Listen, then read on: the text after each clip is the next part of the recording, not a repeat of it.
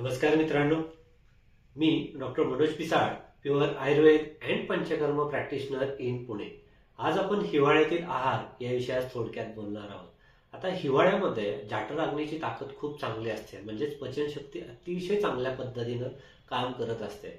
त्यामुळं ह्या दिवसांमध्ये हिवाळ्यामध्ये जो आहार आपण सेवन करू, बलदायक आहार सेवन करू, त्याची ताकद आपल्याला वर्षभर अगदी चांगल्या पद्धतीने शरीराला उपयोगी पडत असते.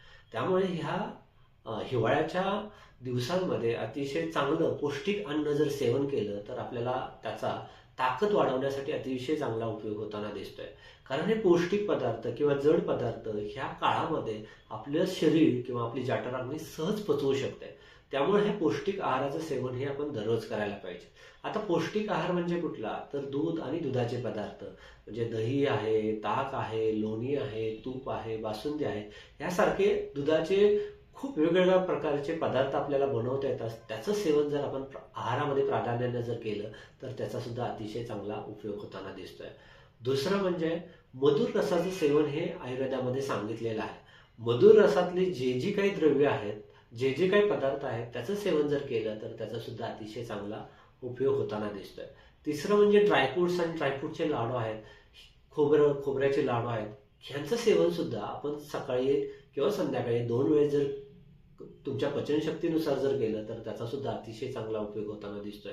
हळीवाच्या खिरी आहेत किंवा दुधाच्या वेगवेगळ्या प्रकारच्या खसखशीच्या खिरी आहेत, त्याचं सुद्धा सेवन आपल्याला ह्या दिवसांमध्ये खूप लाभदायक असतं. त्यामुळे त्याचं सुद्धा सेवन तुम्ही करायला पाहिजे.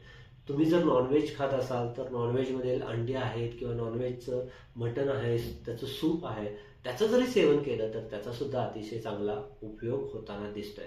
त्याचबरोबर जेवण शक्यतो आयुर्वेदामध्ये सकाळ आणि संध्याकाळ 2 वेळेस जेवण करायला सांगितलेलं आहे.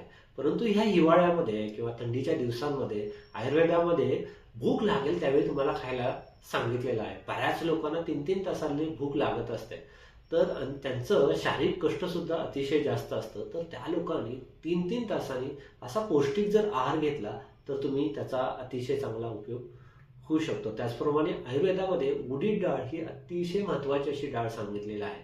उडीद डाळ आणि त्याच्यापासून बनवलेले जे जे काही पदार्थ असतात ते सुद्धा पौष्टिक असतात. त्यामुळे उडीद डाळीचं सेवन सुद्धा हिवाळ्यामध्ये आपल्याला करता येऊ शकतं. तुम्ही तुमच्या भुकेप्रमाणे, तुमच्या पचनशक्तीच्या ताकदीप्रमाणे ह्या दिवसामध्ये ह्या प्रकारचा पौष्टिक जर आहार घेतला तर तुमची ताकद निश्चितपणे चांगल्या पद्धतीने वाढेल. धन्यवाद.